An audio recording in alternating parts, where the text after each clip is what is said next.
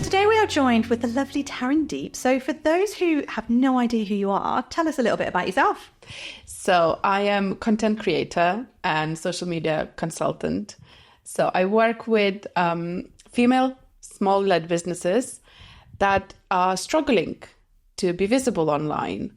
And there is two parts in my business. So I do content creation covering events, workshops and behind the scenes of the business. And also I do social media management, consultancy, power hours. So, you can start working small and we can go big. So it depends on the business's needs. Oh, I love it. How did you get into that? I think it was a journey to it. I was working as a business consultant and personal assistant to the director of the company. And I just got to touch every bit of it. And they merged with a bigger company. And unfortunately, there was no place for me to go with them. And I was like, you know what? I know what I'm doing. I will set it up on my own. And my previous boss, he's like, I'm going to help you, know? Amazing. So, yeah, he was really good. Oh, I love it. So tell me a little bit about the journey of actually setting up by yourself then, because it's quite scary in one way, isn't it? Exciting, but a bit scary. The imposter syndrome kicks really hard. Yeah. It's like... It's not just our industry that we get imposter syndrome and then... You doubt every single step you take. And you think... especially with the social media, you get overwhelmed seeing big accounts and big people, talking all the things that you hear first time. And then you're like, who's going to work with me? In the beginning, we all have that question in our heads. So I think, it was a journey, but I had really good circle around me, people that started their businesses, been in business for a while, and anytime I have a question, I can help me out. What do I do? And you have to have that circle. You've got the support network. You need to have it. You need to have it before setting. I love this. We've been banging on about this ever since we've started this podcast, really, on how important it is to surround yourself with the right people. Yeah. So going from an employed job then into creating what is this now amazing business and that imposter syndrome bit, how did you kind of tackle? Because I've certainly found sometimes when you've got more knowledge on something. Yeah. So my background was corporate as well. Yeah. And then I know when I launched into going self-employed, I'd been working with massive brands. So I was like, yes, let's just go all in and create everything to the ridiculous level. Yeah. Very quickly realised I did not need that when I was first starting out. How did you find that journey? Because I imagine there's a little bit of similarity. I'm working with the small businesses. So they either starting up, setting up from scratch, or they've been in a business for a while, but, they need to outsource at the moment. So they are in the pivoting moment. And sometimes it's very difficult. Mm-hmm. It's very difficult. And that employed mindset sometimes still kicks in because I don't come from the business background. The whole generations in my family worked for somebody. Mm-hmm. So I'm the one that breaking the ceilings, and you have to work on yourself. You really do.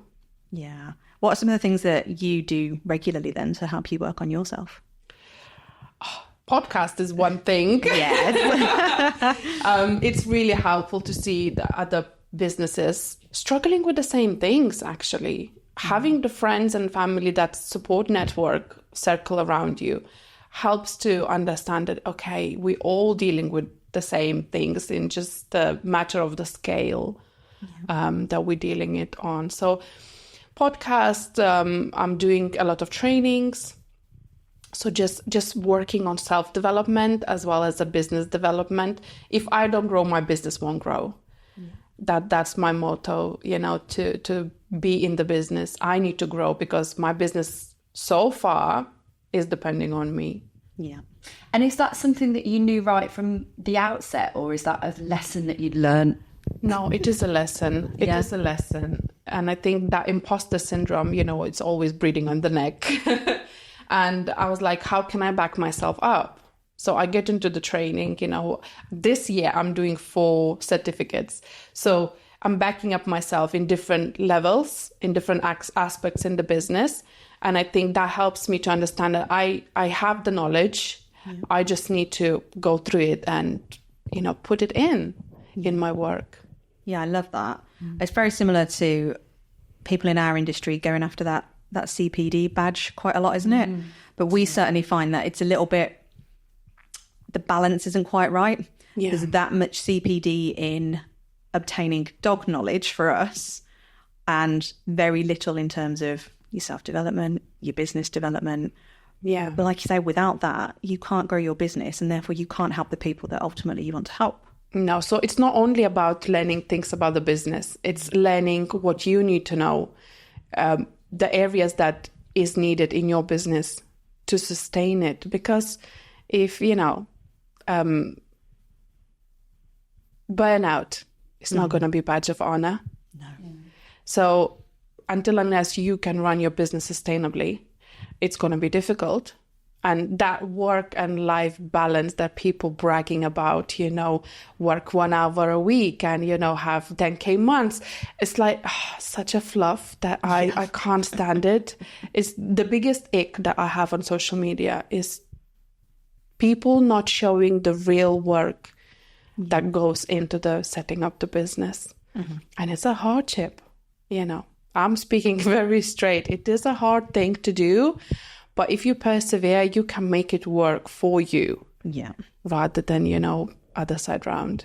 Yeah. And it is, I think it's so important because you do see, like you say, a lot of that fluff out there and it's like, it sounds amazing, doesn't it? And then you're thinking, I think arguably, depending on the type of person you are, you could look at that type of messaging in two very different ways. You can do the, oh my God, that's really aspirational and I'm going to graft to get there because I know I can do it.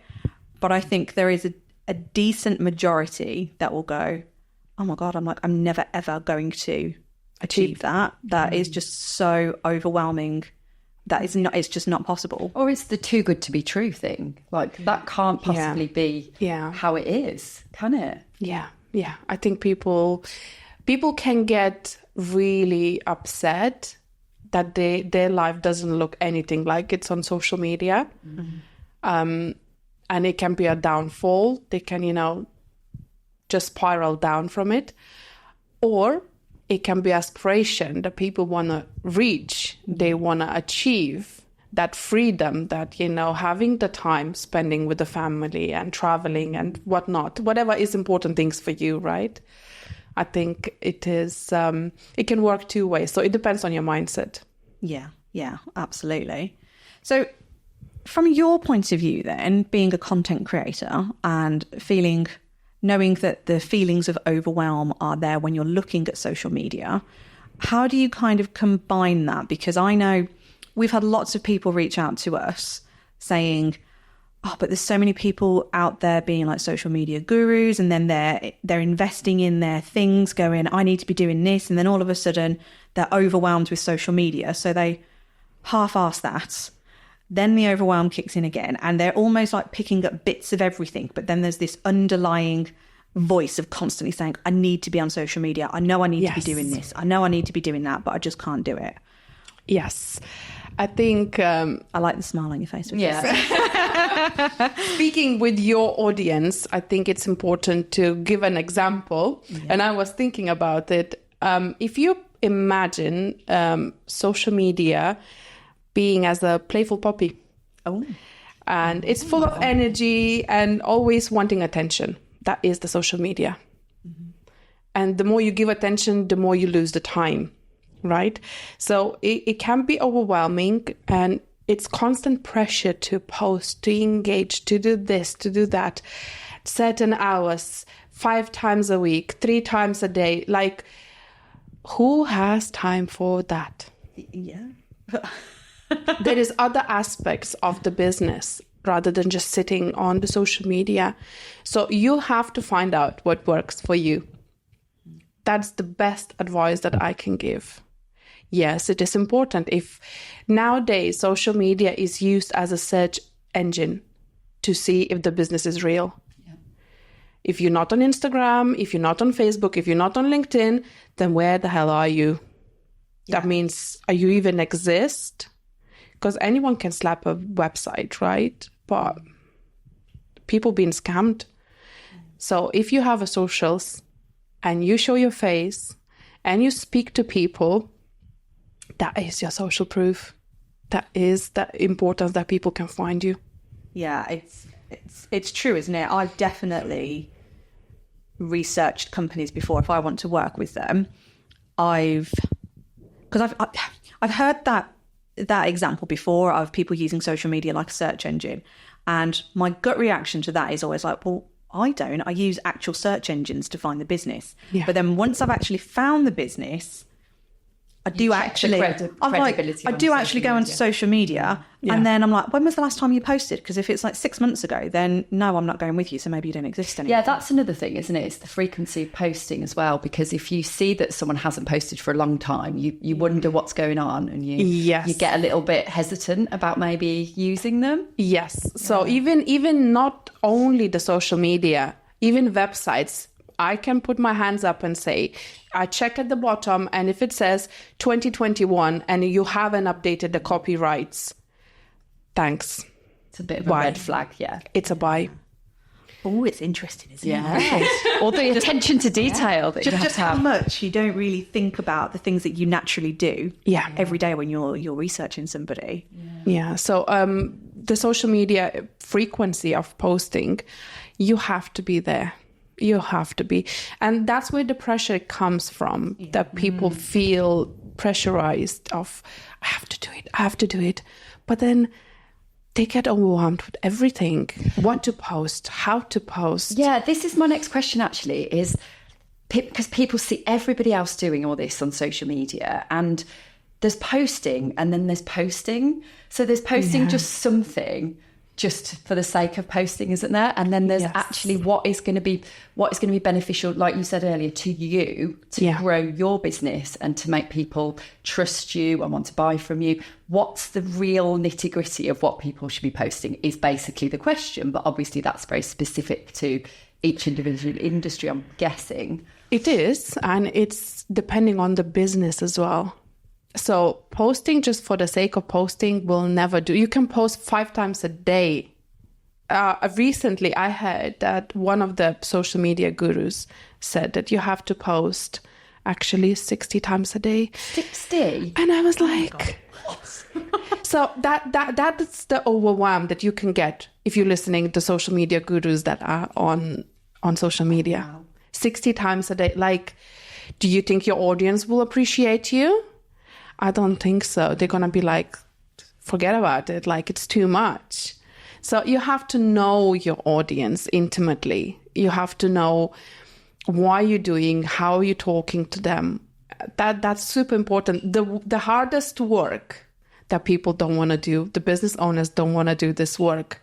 Mm-hmm. Ideal client work and your messaging, this is super important. Mm. And would you also agree with this? This is just my humble opinion, but people try and sell too much on social media. Do they come across, like we see people coming across a bit too salesy on their social media? Because there's that argument to say that you need to sell something, right? But how it comes across, and if you don't post very often, but then when you do post, it's buy this, that's all they're going to see. Is that a good strategy, or is that not a good strategy? Well, yeah, because it's a bit like the Gary V thing, isn't it? Of like, you do your jab, right hook. So you give, sell. Give, sell something. It depends. Yeah. It depends. I think you can sell it, but still be professional and don't sound salesy. So it's your messaging again. We're coming back to the same thing. You need to do the work the way you speak to your audience and what your audience like, who they are, how they talk. Mm-hmm. If you figure that out, it's so much easier. You know what you're speaking, why you're speaking, and to whom you're speaking. Mm-hmm. It's a simple strategy, but it's a lot of work behind the scenes to get that right. Yeah. It's like a lot of it in business, isn't it? It's like everything is actually really simple to create a very profitable, very happy, lovely business. Yeah. But we as humans overcomplicate the crap out of it. Yeah. Because we listen what's happening around. and we're not focusing what is our business, how we can reach our audience and what they want from us.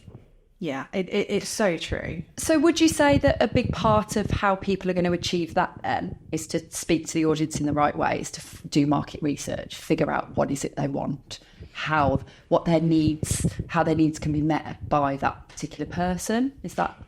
So knowing your why is number one thing. It's why listening to our trainings. It is, isn't it? Why you do what you do, why you started this business. So you already know few directions and few answers. And then from there, you're taking to whom you're speaking. So who has that issue that you can help solve it? It's so simple, yet it's complicated because it's forever evolving. And your business is not the same as you started 1 year later. It's changed. I started as one person and then I niched down to content creation and social media management because I find out that that's what people are struggling the most and I enjoy the most doing for them, rather than, doing email management and travel arrangements and that VA work where I started in the beginning. So I evolved within a year time. Imagine if you're in business 5, 6 years, 10 years, you're not the same person, and so is your audience. Yeah. And do your clients that you get predominantly, are they people that have got to the point where they're like, I cannot deal with doing this anymore? Or are they people who've started and gone from the outset, I want you to do our work for us? I think 70%, I would say, my clients are the ones that it's so busy, I just literally don't have time. That's the two main things that I hear from business owners. I don't have enough time to be on social media. And the second one, I hate content creation. They feel that this is a chore that has to be done. And when you do that as a chore, you get half-hearted stuff. And that's why your audience don't connect, because you don't put your heart in it. Yeah. It all makes sense. So I've felt this way before when I was in the deepest, darkest depths of my training business. Yeah. And I was so busy actually delivering the training sessions, as I haven't even got time to do any of the content stuff. And you're lucky if you remember to take a photo of a dog. Or yeah, something. exactly. It's really difficult. And the knowledge I had was there from previous agency world of like, oh, well, I could outsource this and I could get somebody to come in. And then my limiting beliefs at that time was like, oh, but how am I going to have time as well to tell somebody else exactly what it is I want? It's almost like a bit of a control thing, isn't it? It's like, I want to do everything. I can't do everything. But how am I supposed to give that job to, let's say, yourself? Yeah. And then how much of that content is actually going to be bespoke to me? Because if I'm still trying to build up the brand around me, so the personal brand as well. It is, yeah. How does that all work when you're outsourcing it? So this is 100% business owners talking. That's what I hear, 100%. Because their business is their baby. You don't give the baby to anybody. Just comes across, right? So it's getting to know the person that you're working with. It's a social media manager or content creator. It becomes your friend. It has to be. And that adjustment period, I usually say it's 3 months. So it's like any employment. You go, they're giving you the period of 3 months to trial, right? The work, if you fit with the team and et cetera, is the same thing with the business. You have to train the person that comes to work with you, because now you two people have the same goal to make your business work, to make your business visible, to make sales from that business. So it is your team member, even though you're outsourcing and you probably not see the person in person, this is your team member. So training, having the calls, regular updates, checking the metrics, checking, I have my clients saying, well, that did not sound really the way I wanted. Maybe next time, can we try this? That's not a problem. You training me. And I can go and edit it, after. It's not a problem. It's about the communication And I don't work with clients that has no communicational skills. Because for me, if I need to do this now for you, you have to be available for me. Yeah. That is the number one rule with working with me. Oh, love this. So you're basically like, not everybody can come along and work with you if your fit isn't right. No. I have discovery call in the beginning, so which is 20 minutes, just me to know your business. I will send you a proposal. From proposal, we will have the strategy time where I will work deeply in your business. So it's not, oh, can you start posting on my social media tomorrow? It's not going to happen. It's not going to happen. I'm looking deeply in the business. What is your voice? What your messaging is, and how you talk to your people. And from there, I will start creating the content for you. Yeah. It has to be the conversation before. So how does it work then with, what's your opinion on, I'm trying to figure out how to phrase it. You've got, there's obviously the bits that you can outsource, which are, in my mind, and again, I'm kind of casting my mind back to when I felt like this. So I imagine a lot of people are in my previous mindset. Yeah. So you can outsource the bulk of it as like you say, you're that additional team member. Yeah. But there's this underlying message that's out there in the universe, I feel, that you as your brand for your business, in whichever way, shape or form that looks like, you still need to be showing up. So is there kind of like an 80-20 rule, so to speak, where 80% is dealt with by the content manager, the content creation, but 20% you still need to show up. You still need to do the occasional live. You still need to put a picture of yourself up, or what's your thoughts on all of that?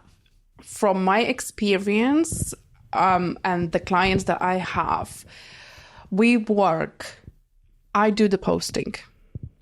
I will create it from scratch, or you will deliver raw footage for me, and then I will create whatever you need at that point, whatever you're selling at that point, whatever is the message for that time of period. But the rest, you doing it. You go on stories, you talk to your audience, you reply the messages, you commenting and liking the comments. We had, with one client, massive drops in the engagement. And the client was losing the followers. Why? I quickly checked the metrics, all the analytics, there is no engagement. Yeah.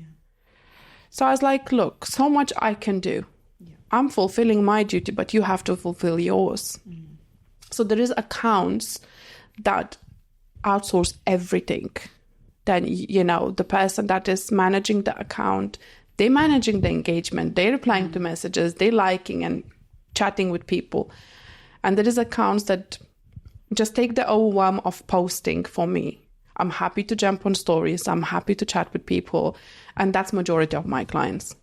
Mm-hmm. So it depends how big you are. Because if you check the big accounts, they have many chats. It's automated replies, right? That is not a personal anymore. No. And a lot of them came back to talk to people and started posting on their stories because they felt like it wasn't their brand anymore, because everything was automated. So you need to find that right balance for yourself and what works in your business. Yeah, it's it is, the engagement bit is so crucial, isn't it? Because I think, in all honesty, I think that's what a lot of people really struggle with is, okay, so what type of content should I be putting out? So I've certainly struggled with this. And I think we have, even in this business realm, of going, we know all the things that we need to be posting. It makes total sense. Right. But then how do I actually do it? Like, I'll go, do you know what I mean? Like, you go to sit down and you go to write the post and you're thinking like, yes, right, so I need to do this like top level thing, and then I can get some engagement on that, and then I do that, and then I need to do a live, and I can almost do the practical layout, so to speak. But then you sit down in front of that computer and you're like, you should draw a blank, don't you? What the fuck's going on here? Where do I start? What do I do? And what type of messaging should you be putting out? Is it all actual, I say content. So do you know what I mean? Like, is it delivering something of value versus the occasional, do you know what? Like today, I'm just going to jump on a live and Talk about this is the day I've had. Like I've had a coffee, and how have your day been? And kind of the balance of that. What do you think? You have to have a balance. Yeah. So if you struggle to post, what to post? This is the most common question I hear people ask. What to post? Always go back to your purpose. Why you started your business. This is always your to go. Why I started. What are my values? What is my messaging? You work backwards from that and you're like, okay, today this is what I'm doing. Yes, you have to have that personal brand where you talk about your day. You know, I post of my travels and I post of, you know, Valentine's Day and, you know, birthday celebrations, because people connect with people, not with the logos. Yeah. So it depends how personal the brand is. If you still have on your image, profile image, a logo, you need to change that right now. Because nobody will connect with that. Yeah, it is. It is so important, isn't it? Yeah. And then I suppose taking it a step further then, so you've got your, and I think I'm predominantly thinking of Facebook now as the main platform. You've got your personal page, you can have a business page, Yeah. and you can have a group. Where do people start? Like, do people do a business page anymore? This is what I always struggle with, and I know that people say it should be like your business page is your shop window, and keep forgetting to do that. Your business page is a bit like your shop window. Yes. It's showcasing what you do, and it's not anything real. It's not that personalised, and maybe a group, I might be totally wrong here, but a group gives you a chance to have more engagement with people and for them to have bigger conversations with you and open up a little bit more. Is that right? It depends again on the business and where your clients are. My Facebook is very little. My main people are on the Instagram and LinkedIn. Again, you need to choose of the platforms where your audience sitting, where they spending the most of the time. Some people say Facebook is dead. It's not, if it is for the right business. Yeah. So again, your research, where your people are, that's what you need to do. Then again, group, what are you getting in the group? What's happening in the group? Are you going live over there? What value do you give over there? Or is it just the page that people come and hang out and speak about the subject or topics that they want to talk about within the business? It depends on the purpose of the business. You always have to come back to that.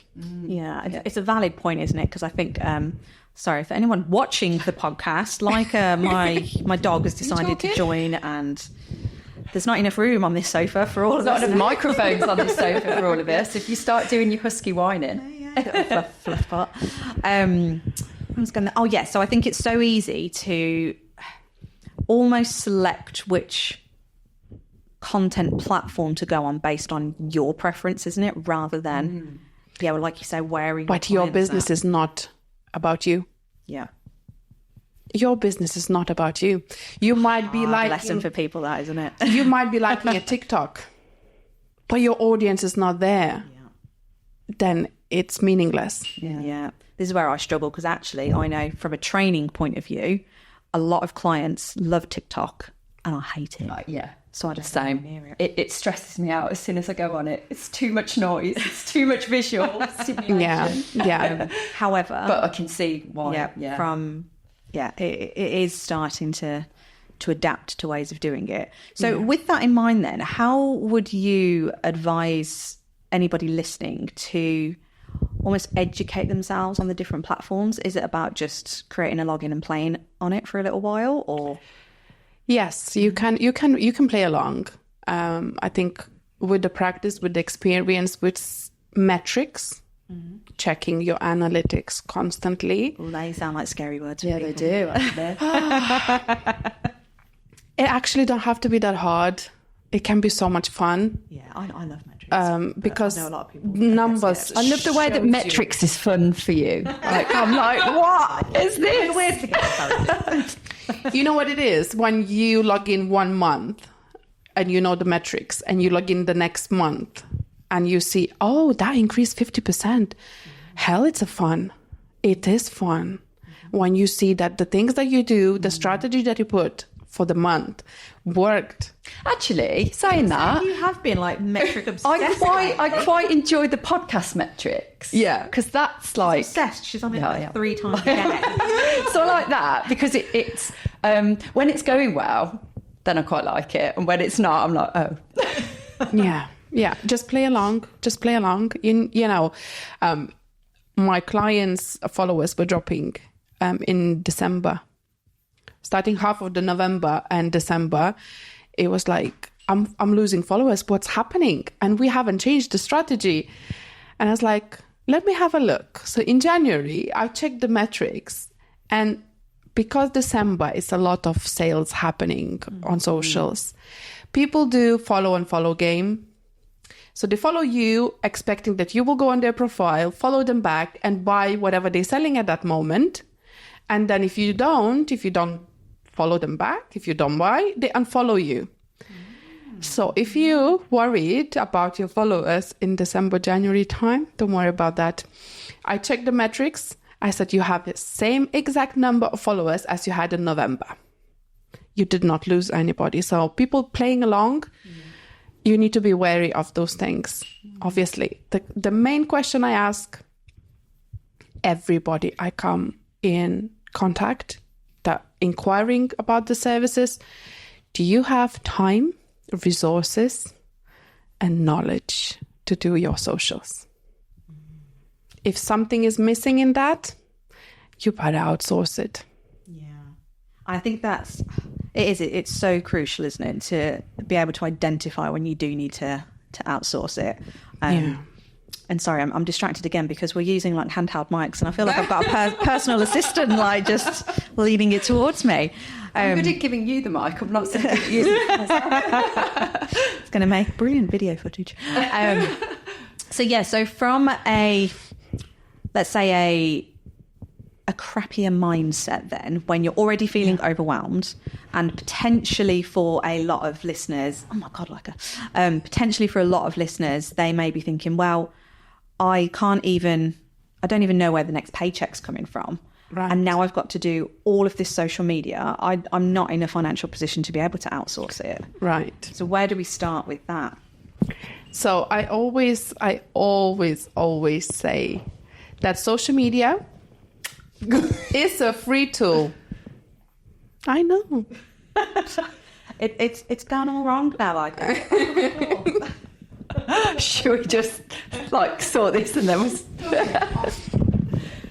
So I always say that social media is a free tool because it is free, right? But there is a big but over there. If you are not good at what you do, you have no return of investment over your socials, your business is not reaching the potential clients, you have no inquiries coming in, that means you need to seek help. And I think it's also a mindset of being open for other people come, because it's new opinions, it's a fresh pair of eyes that comes and checks what's happening. If you're not open to that, then it's super hard to outsource. You have to make investment for your social media, because some of my clients are life coaches, right? And they're so good at what they do. They can't be good at everything. And I said, you draining yourself hours and hours and hours of what to post, searching, checking, what's coming on your page, seeking for inspiration. That's 3 hours gone. Yeah. Those 3 hours, you could have coached 3 people and earn your money.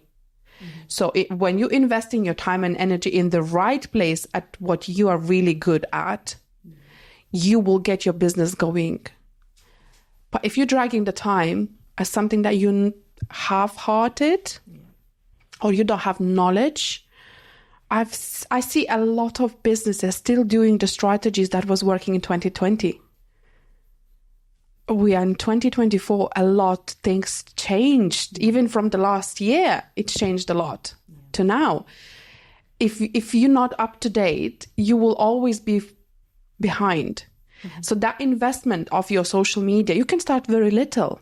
You can start, 1 post or 2 posts a week to start with. And then, as you grow along, you can grow your social media outsourcing as well. So it's not set in stone. But I think that mindset of paying someone to do the job that you think you can do has to change. We in 2024, stop wasting time and energy on something that you're not good at. Yeah, we all waste time on things that we're not great at, because when you're a business owner, you think you've got to be good at everything. Yeah. And you're not. You should be, like you say, good at your specialist subject that you're good at. Yeah. And it's that letting go. Do you find people really struggle with that letting go? Yes. Taking that control away, letting it go, the leap of faith. How do I know you'll be right for me is probably what some of your clients are thinking. That's why I like in-person meetings, you feed off the energy of the person rather than the Zoom. It feels a bit cold, especially the first calls when you have, with inquiries. And I like in person because they can feel me, they can feel the way I talk, and, it's completely different. Yeah. Yeah, it is. I love so much about this, though, because it's almost wrapping everything into... It's not just talking about content creation here, is it? There's a lot about the mindset and the overwhelm. And I love that terminology as well of investing. You have to invest in your business. It is not a cost, because without that investment, you are not going to see any reward. No. Like, you can sit there and be as crap or like this jack of all trades thing and like just keep trying to do all these little bits. Yeah. But realistically, that is not going to improve your bottom line. No. That is not going to improve your health and well-being, because you're just going to be doing all of this stuff all the time. And there does need to be a big shift in people's thoughts, I suppose, in we do have to invest in ourselves and in our business to be able to earn the money and have the life that we want to have. And saying that, I think I need to highlight the important thing. Hiring someone to handle your social media is not that you as a business owner are thrown out of your business. You're still pretty much involved in everything. Yeah. You are the one that's training the person that's coming to help you, as well as you together. That's why in every proposal what I say, I pretty much appreciate the involvement in checking the metrics and having the conversation once a month to check what's working, what's not. Business owner is involved in that. It's our conversation of what's working, what's not. So I had a conversation with someone that has over 1,000 followers on Instagram, and they get like 3-7 likes on static post. I was like, who is doing the social media? Well, we have someone. I said, well, they're doing the wrong thing. If from 1,000 people you have only 3-7 likes, that means the message is not reaching. So by that, you can know who is right person for you. Yeah. You can always ask your social media manager or the person that you're inquiring with to show the accounts that they're managing for the proof. Yeah. One post can do really good. Another post will not be so good. Then you're changing the tactics. You're changing the approach. And it's all the time you working together. So that mindset changed is you are not thrown out. Just because you're not creating captions and you're not creating the hashtags and, you're not editing the pictures or the videos, that doesn't mean that you're out of the decision making. It's so important to understand that. Yeah. I bet there are some people that would quite like to be out of the decision making, though. If you are, that's fine. Yeah. That's a different type of outsourcing then. You're handing over everything and you just want to travel. That's fine. Occasionally come on the stories and say, hi, I'm, in the beach on my yacht. It depends. It depends on the business, right? And that's why when people say, oh, just quickly tell me how much is the, how much you charge. no, sorry, I don't do that. Because it's tailored. I need to know what is the business, where you are right now, what is your goals, how you want to get there, what sources we have to get there. When I look at everything in the picture, then I can tell you how much I charge because I know how much work I need to put in. Yeah. I like that. This is really good. It's a good model, yeah. So something you said within that last little section then that piqued my interest was the number of views versus the number of likes and loves, and you can tell I'm down on social media, can't you? So is there, and I appreciate it's like a really broad question, but is there kind of like a good standard? So for every 100 views, ideally you should be aiming to get X amount of likes or comments. So what does good look like, I suppose? I don't think there is any measurement. Obviously, again, with all the fluff that's happening on the social media, there is a lot of, I want to go viral. My post needs to go viral. That's not going to happen so quickly because you need to know what you're doing.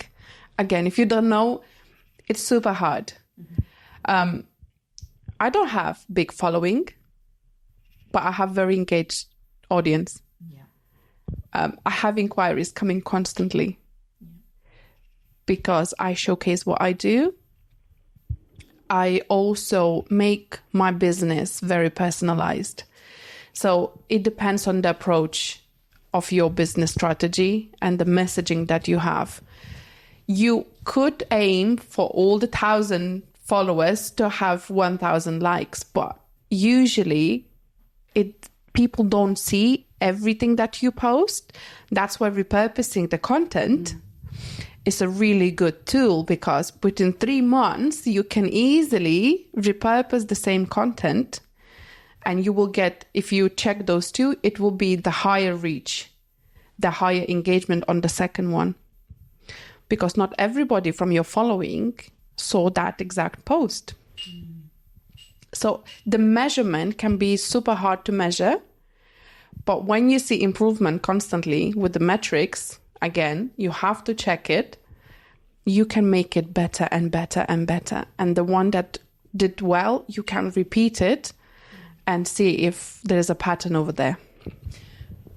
Can you talk to us a little bit more about repurposing content? Because is that a case of just repeating the same content, or do you change it slightly? Change. Yeah. You do change. It can't be the same 6 months ago. Maybe you disagree with that opinion, whichever you posted 6 months ago. Maybe you changed your mind. Maybe you had different experience that enhanced different outcome for you. It's always checking where you are right now. Even when you're repurposing the content, yes, you can repurpose the pictures, you can repurpose the videos. It can be different caption, different hook, different opinion. You can use the same video, but it can't be, like I'm using the same video every week. Then it's getting like suspicious. So at the moment, there's those faceless accounts that, looks very aesthetic, but there is no personality in there. You don't know who is behind the scenes. Who is the person managing it? Who is selling what? That's why being authentic is being you on your account and showing your face and connecting with your audience. So that repurposing, yes, you can repurpose. If you have a branding shoot and you have 25 pictures, you can rotate them. You will get, and you can change the backgrounds and, things like that. It's all open over there to do the repurposing. Yeah. And it's this thing about the touch points, isn't it? That you need 7, 8, 9, sometimes it varies. Yes. Of all these different touch points that you feel like you're putting you out there again. Maybe it's a selfie of you, but it's a slightly different one, or it's in a different location. Like I might be walking my dog and I've got a selfie. Yeah. And then I might be at home doing some work in the office and there's a selfie. And you think it's a selfie, but a lot of people won't have seen the other selfie that I put on last week. No. So it's not being afraid, I guess, to just go, people need to keep seeing this because those people aren't all going to have seen it in the first place. Exactly. But also people need to keep seeing your face because then they're going to build that trust and that visibility is going to become more familiar, isn't it? Yeah, so yeah, absolutely. Right. Yeah, I've learned something. So I think one final question from me then would be, you have to, or again, we're kind of told with all this fluff out there, that you should be, posting regularly enough, which I think we can all establish that we know that. But it's when you're the one posting it, it feels like you're doing too much because it's much of a muchness, if that makes sense. Yes. But I suppose it's that reiteration to yourself that not everybody is seeing what you're putting out. So I think it's hard when you own the platform, because then when you look at your feed, but then you're like, it's literally like, that's the same message I did like 2 days ago, or it's that. But I mean, how do you kind of combat that? Or is it just a case of just do it and just get over it, basically? So covering the posting regularly, I think that is for everybody quite different. For one person and business can be once a week regular. For other will be once a day regular. It depends how much time you have. It depends how much you want to push your business. On the other hand, same message, you can always tweak it. So when you know your messaging, what is your primary messaging, what is your secondary messaging, then you can cover different aspects. So for example, I talk about the content creation, the covering events, workshops. I talk about social media management, different tools and how we can engage with our audience and etc. I also talk about business empowerment, female empowerment. So if you already noticed, I have 7 different messages and I can always talk about it in a different way. Yeah. It can be an experience. I had a meeting with the client, what I'm getting out of there. I maybe seen a movie that inspired me. And I'm bringing that, like I did with the Barbie movie, right? It was female empowerment. And I drawn that message, which is irrelevant. Barbie, to me, it has nothing to do with my business, but you drawn that to your business and made it yours. So it's all about being creative and making social media fun. It's not a chore. It's a fun. You can make it yourself. I have posts that are very with the humor, and making fun of social media managers and how we are tiring ourselves, and it's like, oh, it's 24/7, we did not know that before we started, having fun, because this is your social media. This is you. And if you like humor, like me, why not? Don't hold yourself. So it's all about you, but not about you. It's what you can give to your audience through your personality. Yeah, and it's relating it, isn't it? It's that element of storytelling and conversational. Absolutely. I saw this today and it relates back to the business somehow. Whereas it's trying to get that mindset of looking at things that happen in your day and going, how can I use that and spin that into something that could be useful for people to relate them to how they're feeling in their business right now. For our clients anyway, it's business owners that are frustrated or a bit lost. But in terms of like dog training clients, like what can you use that might help them relate to you and help your services can help them? Yeah. So one pro tip today. I think the biggest one for people that's struggling with what to post. You go about your day. You do what you need to do. But you always have the notes, paper or on the phone, whichever you prefer. I listen to a podcast. Oh, that was a really good sentence. It's coming in my notes. So it's called content inspiration. And I write what I heard. I pause the podcast and I write what I heard. And I know that I can when I'm struggling to find what to post, I'm going back. I was like, okay, this was a really good sentence. How can I draw right now to my clients and how I can help them through that message? Have that. People call it brainstorm, but then it feels like you have to sit down and write things all that in your head. But you go about your day. You had an experience of something. You talked with a client. Someone shared. I had the other day someone messaging and they like, I had a baby and I'm really struggling to, come on the socials, and it will be 1 week I'm posting and the next week I can't find myself posting. this is for me the conversation that I can talk to my audience. Okay, if you are a mother, you're struggling with the time and then consuming all the social media. Forget about creating. It's already 3 things I can talk as a minimum. So it's important to pay attention to those conversations that you have with your clients, with your potential clients, with the audience. All the comments on your post can be your next post.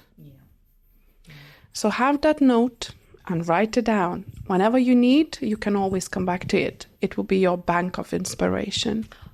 I love that. Great top tips. I know, yeah. I feel like I do that to you when I'm listening to my books in the morning, and then I just voice note her going, oh my God, just listen to this. Da, da, da. Although the problem is we voice note each other too much, so then I'll lose them. Yeah, and the voice notes, you have to scroll and find out which one was that. To listen to them again. And The bank of inspiration can be just a sentence or 2 that, okay, it makes you remember what it was on about. Yeah, I love it. Amazing. Oh, thank you so much, Tarendeep. So if people want to find out more about you and your services, and it sounds like it's an amazing service. Yeah. I mean, take a rip on it. I'm literally like, oh my gosh, this is kind of what we need at the moment. But yeah, tell people about where they can find you then. Right. So on LinkedIn is Tarendeep Kaur, and on Instagram is TK_virtual_A. And you can just leave me a message and connect with me. I'm still me, and I'm still approachable. So it will be me who replying to the messages. Yeah. Oh, fantastic. Well, all the links and everything will be in the show notes, but thank you ever so much. One last question we nearly forgot. Yeah, go. So this is our final question for you. So you've kind of got a bit of an idea about us and our audience and what people need. So who do you know that would be a great fit to come onto our podcast for us to interview? Putting you on the spot a little bit. I don't know who you had before. But anybody that can kind of help in the ways that we've sort of, given you a picture. Yeah. Speaking of which, actually, I think you can have a branding photographer. Ooh, I like it. Yeah. Which kind of sounds not relative, but it is relative, because we spoke about having your brand image, profile image, people using a lot of logos, which doesn't give the personal touch. So personal branding photo shoot, I think it would be really, really good opportunity to explore the possibilities, how you can showcase the business. Yeah, I love it. Who springs to mind then that we should be talking to? After the stopping recording. Oh, brilliant. Well, thanks again for your time today, and we look forward to chatting to you soon. Thank you for inviting me. It's been a privilege. Amazing.